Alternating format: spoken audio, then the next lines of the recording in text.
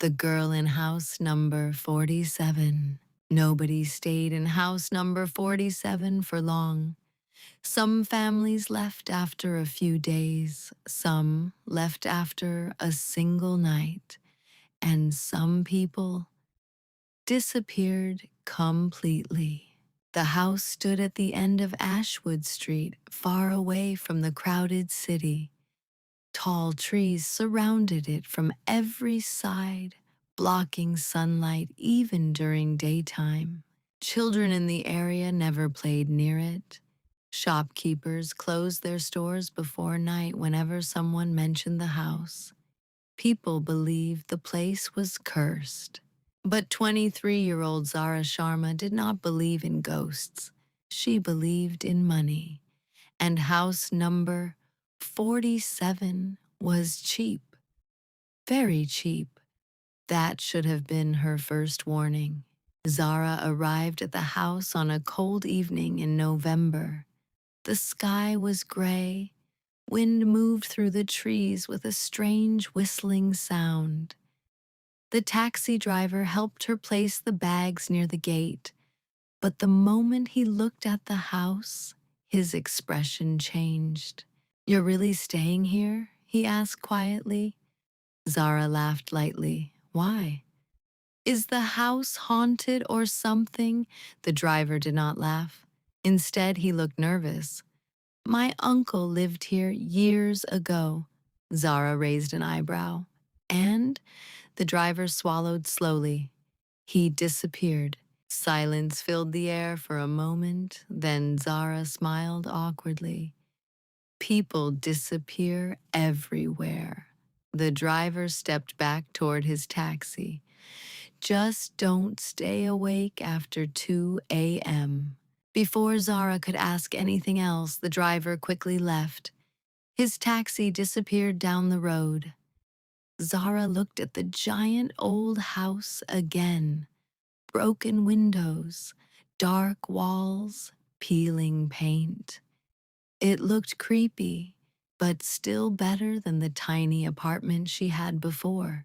She unlocked the front door and stepped inside. Dust covered everything. The wooden floor creaked under her shoes, but the house felt strangely cold.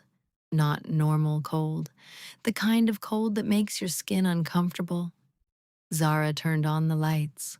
Only 2 bulbs worked. "Perfect," she muttered. She spent the next few hours cleaning the living room and unpacking her bags. By midnight, she was exhausted. She made coffee, sat on the couch, and started scrolling through her phone. No internet, no signal.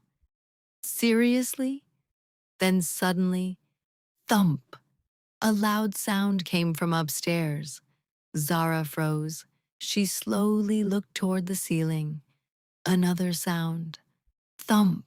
Like someone dropping something heavy. Zara stood up carefully. "Hello," she called. No answer. She grabbed a flashlight from her bag and slowly climbed the stairs. Every step creaked loudly. The upstairs hallway was completely dark. 3 doors stood in front of her, all closed. Zara's heartbeat became faster. Then the door at the end of the hallway slowly opened by itself. Creak! Cold air came from inside. Zara tightened her grip on the flashlight and walked closer. The room was empty.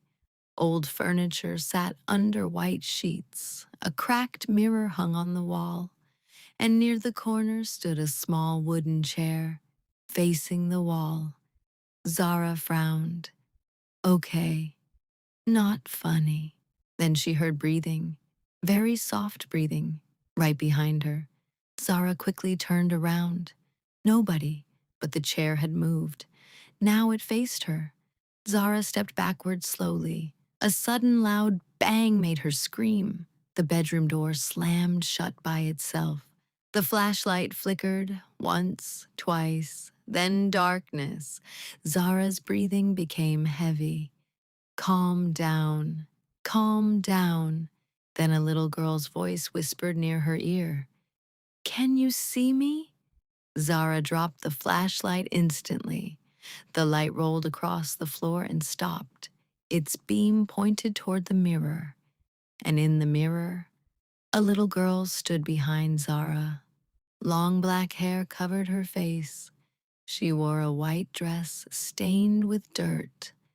Zara spun around. Nobody there. But in the mirror, the girl was still standing, watching her. Zara ran toward the door and pulled it open desperately. She rushed downstairs, breathing heavily. This house is messing with my mind. She grabbed her car keys immediately, but when she opened the front door, the road outside was gone. Only thick fog surrounded the house now. Zara stared in confusion. That's impossible.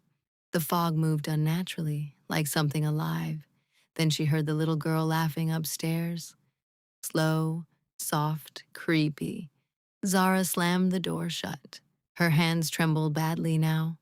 For the first time, she felt genuine fear. At exactly 2 a.m., the grandfather clock inside the living room rang loudly. Dong, dong, dong. Zara looked toward it nervously. Then she remembered the taxi driver's warning. Don't stay awake after 2 a.m. The lights suddenly went out. Complete darkness filled the house. Zara quickly used her phone flashlight. Then she noticed something horrifying. Wet footprints covered the floor. Small footprints, like a child had walked through water. The footprints led upstairs. Zara whispered shakily, "Nope, absolutely not." Then came another sound, a child crying, very softly. Zara closed her eyes tightly. This isn't real. The crying became louder. Mommy. Zara slowly looked upstairs. The darkness there felt wrong, too deep, as if light itself could not enter. Then the little girl appeared at the top of the stairs, standing completely still. Her face remained hidden behind wet black hair. Zara finally gathered courage. "Who are you?" she asked. The girl tilted her head slowly. Then in a tiny, broken voice, she whispered, "He locked me inside." Zara felt cold all over. "What?" The girl slowly raised one shaking hand and pointed toward the basement door. Then she disappeared. The crying stopped instantly. Silence returned. Zara stared at the basement door. Old chains wrapped around it, as if someone wanted to keep it closed forever. Her mind screamed not to open it, but curiosity slowly defeated fear. She walked toward the basement carefully. The chains looked rusty, very old. Zara removed them one by one. The basement door creaked open. A terrible smell immediately filled the air. Rotten, wet, dead. Zara covered her nose and stepped downstairs slowly. The basement was freezing cold. Old shelves lined the walls. Then her flashlight stopped on something near the corner. A tiny bed, small toys, and scratch marks on the wall. Deep scratch marks.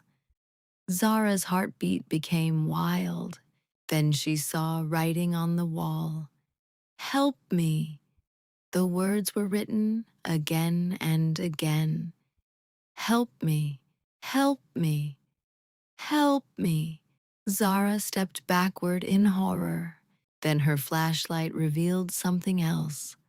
Bones. Small human bones. Zara covered her mouth in shock. The little girl had died there. Suddenly, the basement door slammed shut upstairs.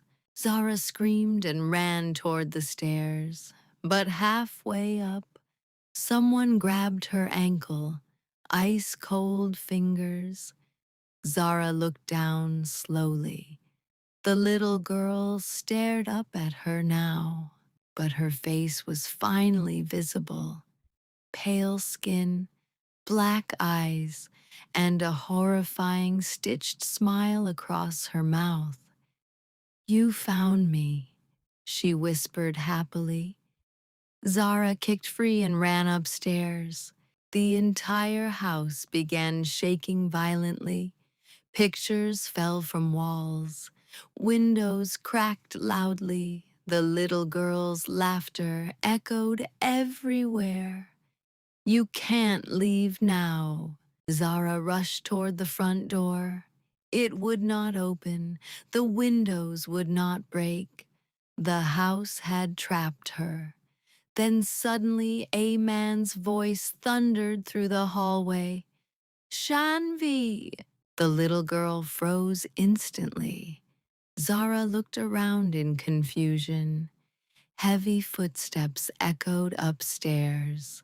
Thump, thump, thump. The little girl began trembling in fear. "No," she whispered weakly. A tall shadow appeared at the end of the hallway. A man carrying a hammer.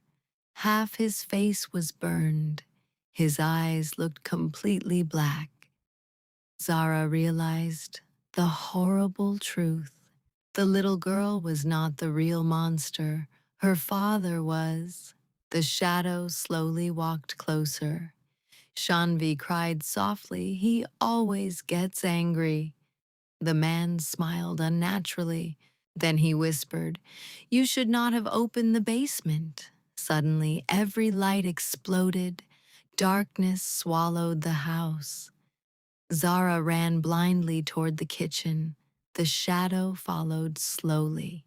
Thump, thump, thump. Closer, closer. Zara grabbed a knife from the counter. Her hands shook violently. Then she saw the gas stove. An idea came into her mind. She quickly turned the gas knobs on. The smell spread rapidly. The footsteps stopped outside the kitchen. The shadow stood near the doorway now, smiling. Zara lit a matchstick with trembling fingers. The man rushed toward her, and Zara dropped the match. Boom! A massive explosion destroyed the kitchen. Fire swallowed the house instantly. Neighbors later said they heard terrible screaming that night. Not one scream, two. A man and a little girl. The next morning, firefighters found Zara unconscious outside the burning house. But house number 47 was completely destroyed. Police later discovered old records hidden underground. Years ago, a man named Rocky Segal had locked his daughter Shanvi inside the basement during one of his violent attacks. She never escaped. Rocky later disappeared mysteriously. After hearing the truth, Zara never spoke about that night again. But sometimes, when she wakes suddenly at 2 a.m., she still hears a little girl whisper softly beside her bed, "Thank you for finding me." Evil does not always look like monsters or ghosts. Sometimes the most terrifying monsters are human beings themselves. No secret stays buried forever, because the truth always finds a way to return.